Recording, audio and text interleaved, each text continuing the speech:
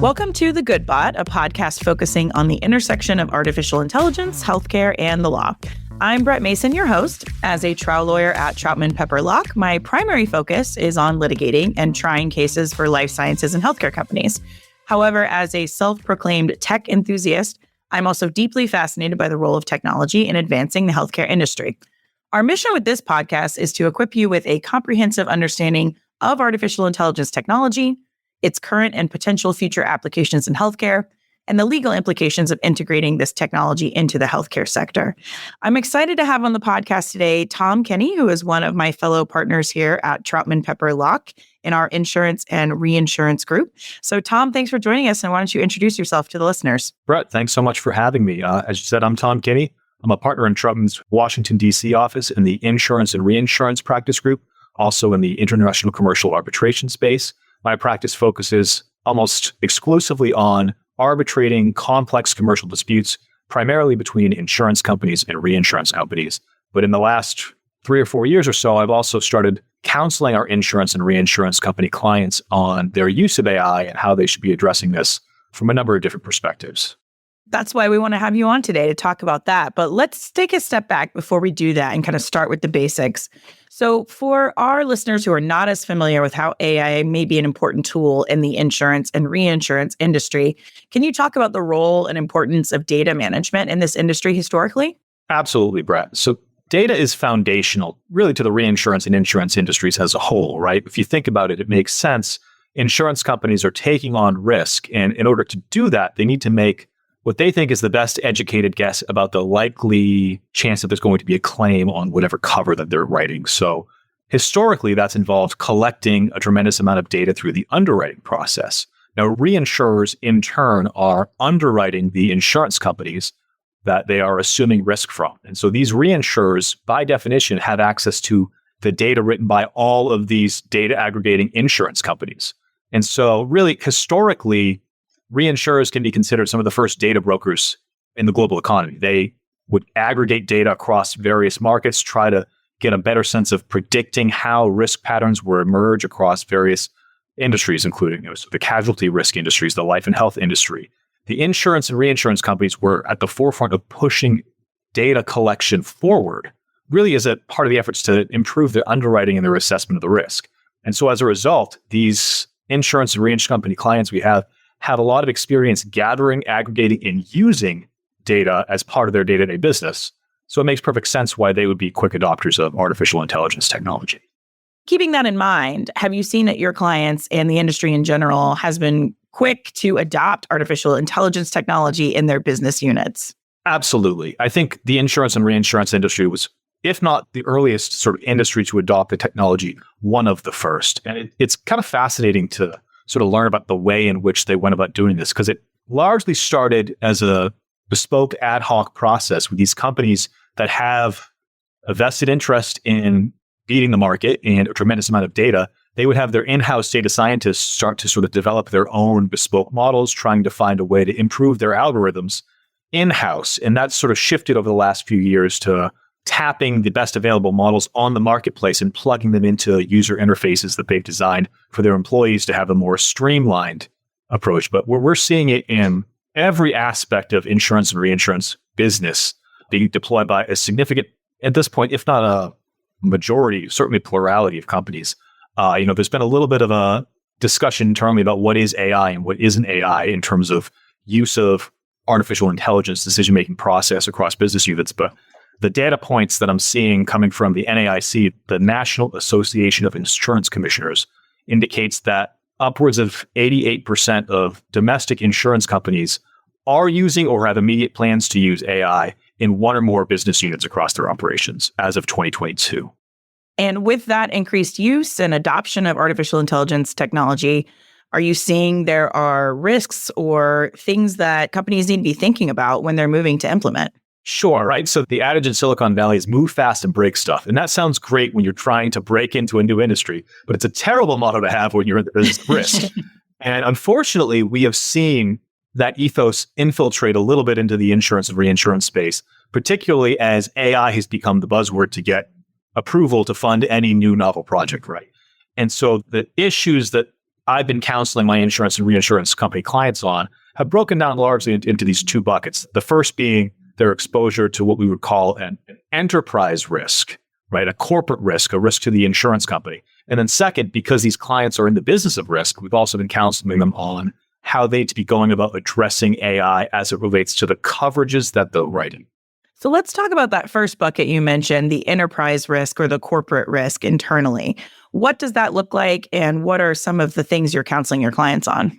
So insurance companies and reinsurance companies are companies. So they're going to have the same sorts of enterprise risks that any company would have, right? You need to make sure that your employees are trained up on the technology that they're using.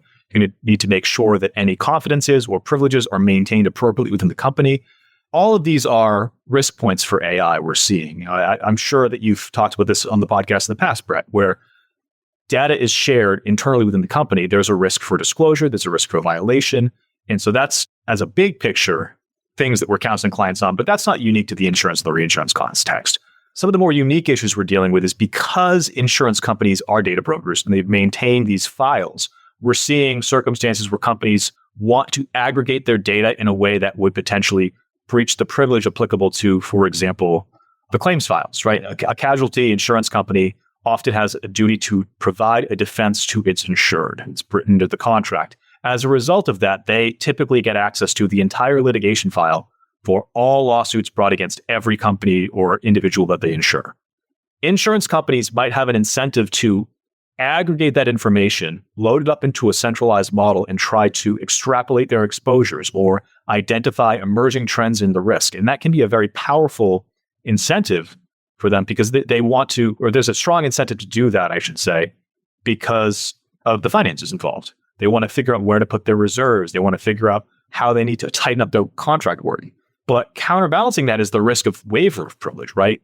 In the United States, in most jurisdictions, companies can waive privileged information if they store it internally in a way that is not consistent with the idea that it's confidential or closely held information. And by making it available widely within the company or to, let's say, a board of directors or a different business unit that doesn't have a direct need to know the privileged information relevant to that specific file, there's a strong possibility that that could be found to be a waiver of privilege. And so these are the kinds of questions that our insurance and reinsurance company clients weren't historically asking before they started taking steps. And we've had to sort of counsel them through the process of backtracking and maybe putting in place enterprise risk or corporate governance policies about how they're going to go through the process of aggregating their own data so that they don't potentially violate a court order or violate or vitiate some sort of internally held privilege. And that sounds very similar to a theme that I've seen through a lot of the episodes. There's a lot of push on what can we do with this data and less asking the question of what should we do with this data. And that question is important, especially in a heavily regulated industry like insurance, and especially when you are using data that is derived from healthcare information, which again is regulated in and of itself. So that's kind of more the enterprise or internal risk. And you mentioned there was a second bucket, which is the insured risk perspective. Did I hear that right? Absolutely, Brett. My clients are in the business of risk, right? They write coverage for various risks, whether that be life, health, or critical illness risks, or your traditional casualty risks, professional liability, commercial general liability, or even property risks, right? Getting a handle on the parameters for the risk that they're agreeing to cover is essential to the business operations. Making sure that you have as close to an exact idea of what you've agreed to assume is essential to figuring out how much you want to charge your clients to assume that risk. And I know one of the things we talked about when we were preparing for our conversation today was trying to think ahead as to what are the risks that could potentially come from AI. One of the things you mentioned was the application of legacy language and how that could come into play here. Can you talk about that and examples that you've seen? Sure. That's a great question, Brett. So this is, again, if I could accurately predict, right, that's the question I get from my clients. Tell me exactly what my AI exposure is. If I could do that, I'd be working for an insurance and reinsurance company. I'd be right on a beach somewhere. Yeah, we might need to use an AI. Right. But it's a real problem. We saw an example of this relatively recently in the industry with the advent of cyber risk, right? And this issue of the so-called silent cyber cover, where companies thought, I'm not writing separate cyber cover, or if I am, it's not applicable to these sort of legacy CGL policies that I was writing, so I don't have to think about it. And the reality was that didn't end up being the case, right? Policyholders ended up having cyber exposures, whether that be cyber attacks or other related breaches, submitting claims under legacy commercial general liability coverage language saying this fits. Maybe it wasn't intended to fit under language in the 1970s, but arguably it fits. And the courts largely agreed. And so we ended up seeing companies hit with massive exposures that they never contemplated when they priced the business. And that can be an existential threat to the company as a going concern, right? You need to fundamentally, to make sure that you have enough premium collected to pay out your exposure, you need to know what you're covering, right? What the exposure actually is. And so what insurance and reinsurance companies are really concerned about right now is avoiding a similar silent AI exposure, right? And to do that, I've been trying to counsel them on the correct way to think about AI exposures and what the potential liabilities could be, because we really don't know, Brett. The theories of liability have yet to declare themselves. We're seeing an emerging trend in the marketplace, but I've been trying to counsel clients on maybe not the correct way to think about it, but the correct way to start thinking about it, if that makes sense. It does. But before we get to that, because I want to hear what's the correct way to start thinking about it, what are some of those emerging buckets of litigation around AI use and AI liability that we're already seeing? Sure. And again, these are my buckets, as you will. That again, it's not the only way to think about it, but it is the way that I've found useful to think about it. And so I really start the process by looking at where the liability is stemming from. So the first would be what I call data-centric liability. Liability that stems from the data used to run the AI model. Because when you think about AI, you need three things: computing power, an algorithm, and then a tremendous amount of data to both train the model and then run the model. You need the data that's training the algorithm and the data that you're inputting in order to generate your output. And we're seeing companies increasingly run afoul of existing regulations by using data in a way that is inconsistent with general privacy statutes or more specific statutes. And the exposure coming from that is as a result of the company's use of AI, but it's not anything unique to AI. It would have been a problem in any other instance. And a great example of this in the insurance and reinsurance context would be the Lemonade class action from a few years ago, where Lemonade, a sort of forward-thinking, tech-savvy insurance company, got in trouble because their AI-facilitated claims handling process ran afoul of Illinois' Biometric Information Privacy Act. They were scraping physical biomarkers from user-submitted claims videos and storing them to aid in a fraud detection algorithm that they had. The problem with that is they hadn't informed the policyholders that they were going to do that. They hadn't informed the Department of Insurance or the Illinois regulators that they were going to do that. And they didn't have an established plan for safely storing or destroying the data when it was no longer being used. And the problem for Lemonade was that each established violation came with, I believe, a $5,000 civil penalty. So when you get hit with a proposed class action, those numbers can skyrocket. Ultimately, that lawsuit settled. I think Lemonade had to pay $4 million. But that is a good example that I like to show to my insurance and reinsurance clients of where it's not just the algorithm you need to be concerned with, it's also the data. And if you're going to use AI, you need to make sure that you're complying with every existing data privacy statute and regulation, which in the US, you're talking 50 separate states that regulate insurance at the state level, plus national data privacy efforts and non-insurance specific state privacy regulations. So it's a complicated web that you're going to have to try to comply with if you're going to rely on AI. And so that's the data-centric liability bucket. I think there were a couple other ones that you mentioned: model training liability, disparate impact liability, and model output liability. Could you talk about each one of those and what trends you're seeing in the area around those areas of liability? Sure. The model training liability, an example of that would be the OpenAI or the NVIDIA litigation, where copyrighted works were available on the internet and used to train AI models. And now the copyright holders have filed suit alleging violations of their copyrighted works. And there's an open question as to whether or not the training of AI models is or is not fair use of publicly available copyrighted works, right? And so I'm not quite sure how that litigation is going to pan out, but even if OpenAI prevails, the fact that they've had to engage in years-long expensive litigation is something that insurance and reinsurance clients would be concerned about, because as we noted, oftentimes there's a duty to defend.